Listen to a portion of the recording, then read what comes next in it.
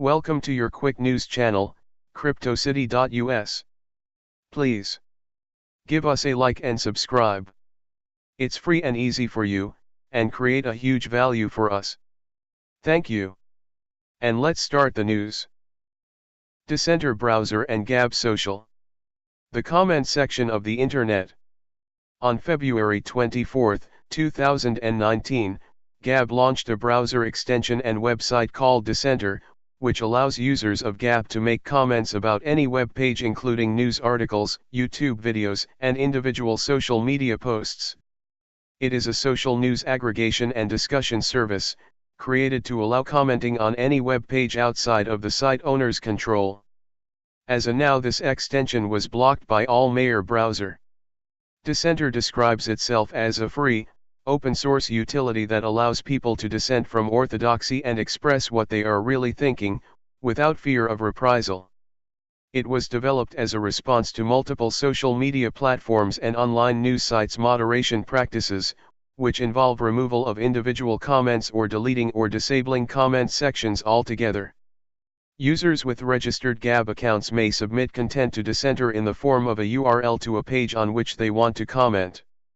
This creates a discussion page where users can post a comment, or dissent, and the comments can be up or down voted by other users of the site. By using the Dissenter browser extension, users may read and post comments in an overlay while viewing page content. The Dissenter website also features a news ticker on which users can follow current events. Shortly after its launch, fans of British far-right activist Tommy Robinson began using Dissenter to comment on a BBC article about Robinson's ban from social media websites following the removal of Mohammed's Quran by Robinson and Peter McLaughlin from Amazon. After Rotten Tomatoes announced that it would be removing its comment section on their review page for the Captain Marvel film due to concerns that trolls had planned to flood it with negative reviews, users of Dissenter used it to comment about the movie and Rotten Tomatoes' decision to remove comments. In February, Andrew Torba said that he expected Dissenter to be banned from extension stores, and mentioned that Gab might build its own web browser in the future that has Dissenter built in, which it was released by today's day. On April 10, Mozilla removed the Dissenter extension from the Firefox add-ons website for violations of Mozilla's acceptable use policy that prohibits hate speech. In a statement to the Columbia Journalism Review, a Mozilla spokesperson said Mozilla does not endorse hate speech, and we do not permit our platforms to be used to promote such content.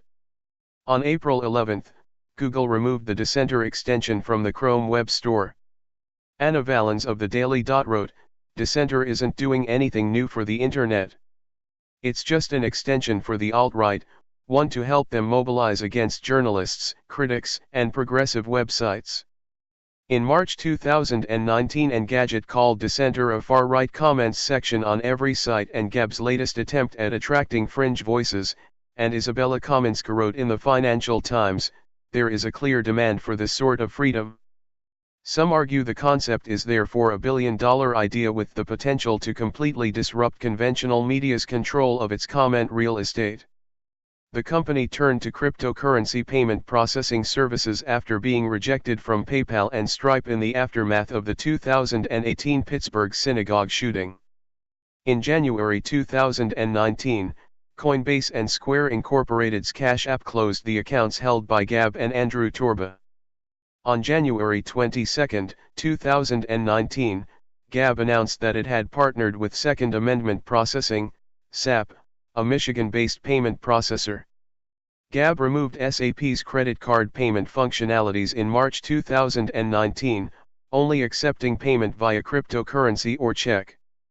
The same month, the Southern Poverty Law Center, SPLC, published an investigation that found that SAP's founder had been convicted of financial crimes in 2007. Gab has not said why it removed the payment processor. The SPLC reported on January 24, 2019, that Gab has misrepresented its services and bloated its user count in its filings and promotional materials. The Gab TV service advertised on its Start Engine crowdfunding page as of January 2019 was only active very briefly in early 2018, and also as of January 2019, the dedicated page for the service is blank. Unlike other social media companies, Gab did not publish the count of its active users in 2018, and only reported registered accounts. Social media intelligence company Storyful found 19,526 unique usernames had posted content during a 7-day period between January 9 and January 16, 2019, far lower than Gab's claimed 850,000 registered users. Users of the site commonly mocked Turbo for the site's emptiness, with some accused him of inflating user numbers. In a December 2018 filing, the company reported that 5,000 users are paying for its subscription services. The Dissenter plugin, which goes by the tagline "the comment section of the internet," allows users to discuss any topic in real time without fearing that their posted comment will be removed by a moderator. The plugin failed to pass the review process of Mozilla and is now disabled for Firefox users. But, the users who have already installed the plugin can continue to use it. After getting deplatformed, the Dissenter team has come to the conclusion that the best way forward is to create their own browser. They are thinking of forking Chromium or the privacy-focused web browser, Brave. That's it? We are going to fork Chromium and create a browser with Dissenter, ad blocking, and other privacy tools built in, along with the guarantee of free speech that Silicon Valley does not provide.